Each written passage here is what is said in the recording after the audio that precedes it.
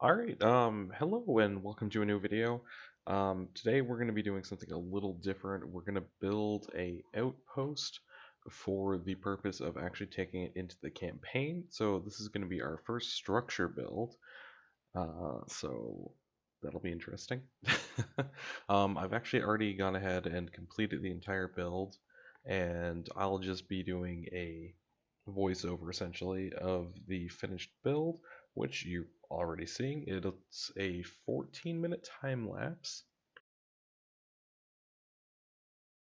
and it's just I think it turns out pretty well, at least for a first attempt. And yeah, so it's just a little fortress that we can use as a starting base. So I decided if it's going to be a starting base, that means it's going to be around for quite a while. And so I should actually put an efficient steam engine on it. I had to take a look at exactly how the carburetors are done again. It has been quite a while. Last time I built a custom fuel engine and actually took the time to customize the whole thing, I ended up kind of breaking the game. So we're going to avoid doing that. Basically, I don't know what it was, but it was some patch way back. I already reported to the devs, they fixed it. But you could, via having a long loop of carburetors, have the out have the exhaust feed back into the machine that gave off the exhaust eventually, which caused an infinite loop. So you would suddenly be generating millions of engine power off of like this size engine. It would just be like, I don't think that's right.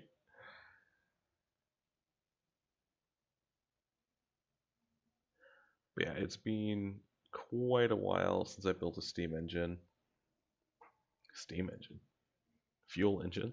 So, um, it's gonna take me a little while here just to get this thing up and running properly. I'm also trying to like get Rambot out of the way because he was just in the way and he just would not move.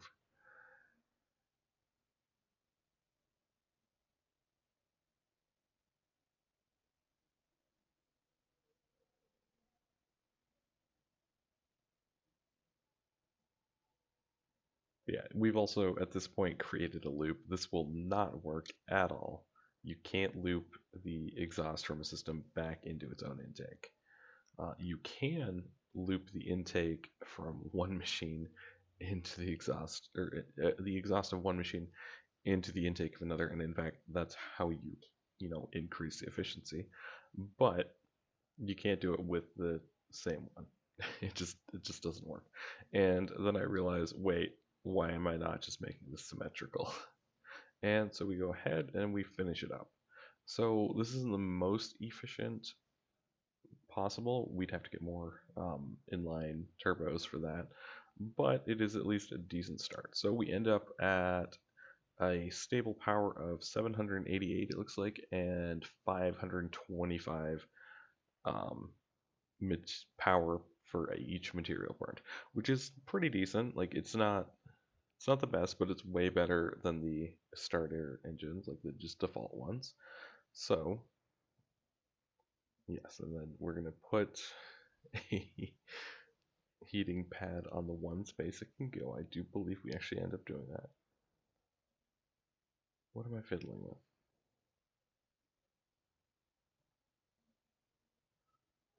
There we Yep. Yeah, I was just checking if the radiator was actually doing anything.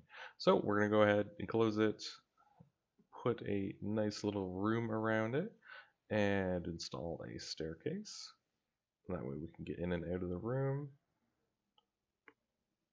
and just armor it up because if the station takes a big hit, we don't want the engine getting knocked out because at that point it's just not going to be able to fight for itself. We're then going to actually put doors in, which is a first for our craft. We usually don't run doors, but I went with the goal of having this thing completely like internally walkable so that you could actually use Rambot and like wander around on the inside of this thing. So we just seal that up, leave the exhaust pipe at the top. We'll do something with that later maybe. And we abandon symmetry.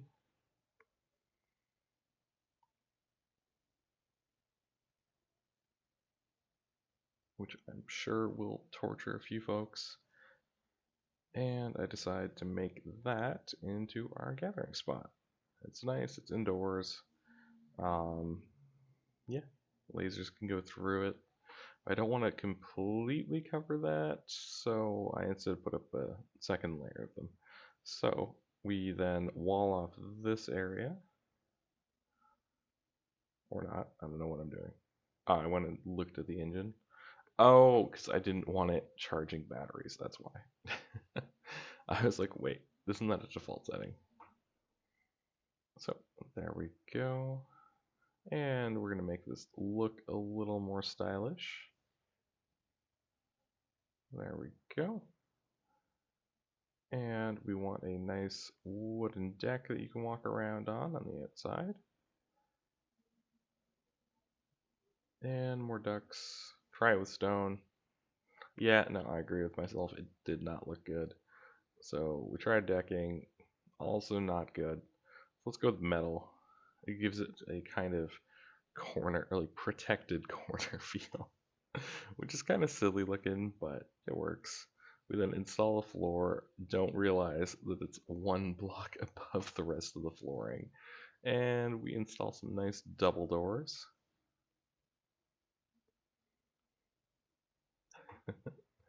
Put some supports in just to make the platform look like it's not going to collapse, and copy paste some more supports in, fill that in, and there we go. So now even if this thing loses one of its engines, it should continue floating, which is definitely a benefit.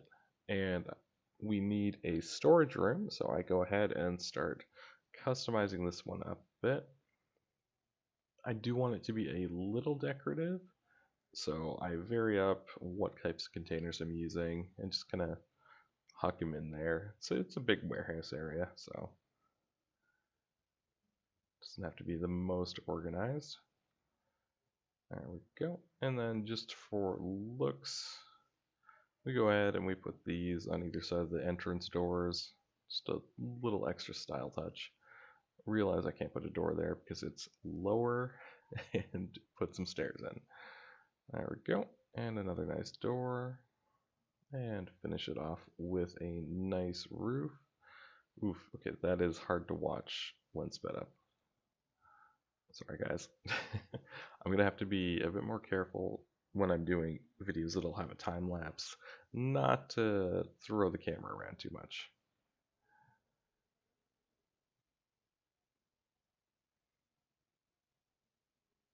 Alright, then we add some railings, because you gotta have at least some form of safety on your ship, especially if it's decorative. So we go ahead, we go through the 3 internal rooms that we have, and then I'm like, okay, we need a second story. Then I'm like, wait, this is a small room. I need internal stairs to get up there, and we hit the wall. At which point, yeah, try that. No, that didn't look good. I'm glad I changed how I was doing that. Yeah, so we just gotta look at how it looks. It's not working. So we just pull the wall off. And what I want to do is on this roof area, I want to have a pair of docking stations essentially. Um, that way I can have it deploy vehicles. So I just go ahead, make those.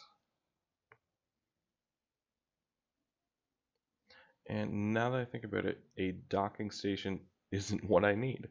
It's a vehicle spawner. Oh, and then I'd actually never touched the mannequins before, so I ended up playing with one for a little while. So just make them bigger, make them move. It's actually hilarious. uh, then I was thinking there was something with keyframe animations via that top bar, but no, it's not. It's not that at all.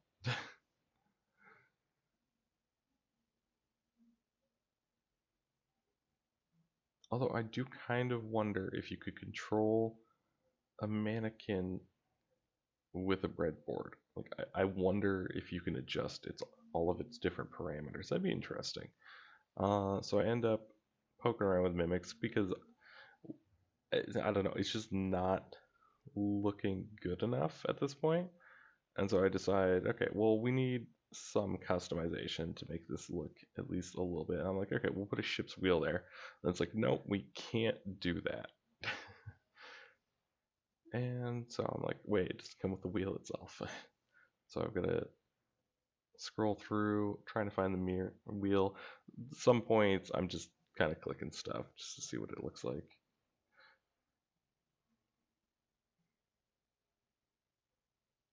And copy paste, and it's backwards. So I'm like, wait, how do I rotate this the proper way? Negative 135 is the answer. There we go. And we probably want a ladder. That way, if we need to, we can quickly climb up there.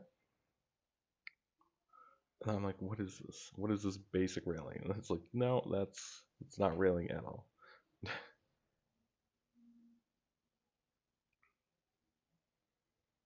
And I gotta get all the pieces in there. I don't want to be falling off my roof. That'd be terrible, guys.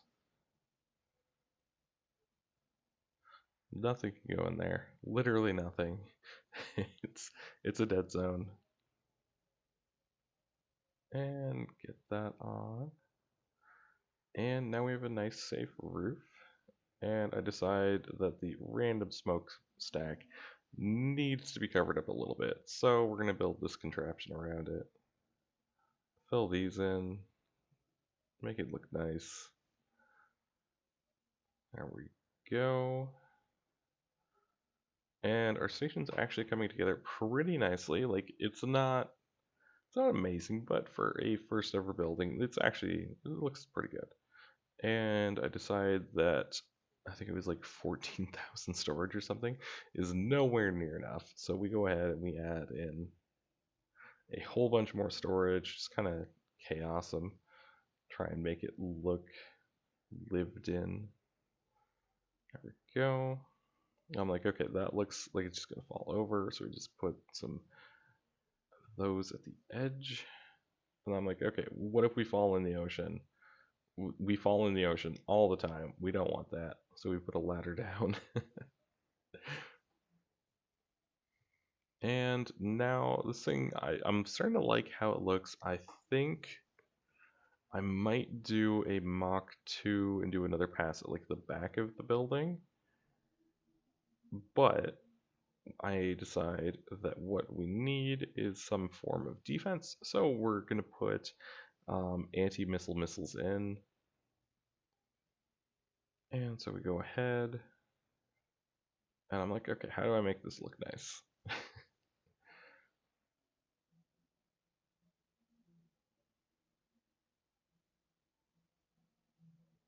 There we go. So now we've got an ACB. We just set it to fire missiles if it detects enemy missiles within 2 kilometers. So we just go ahead, set that up, confirm it's a actual anti-missile system, and we add some munitions detectors. That way we can actually know when the missiles are coming.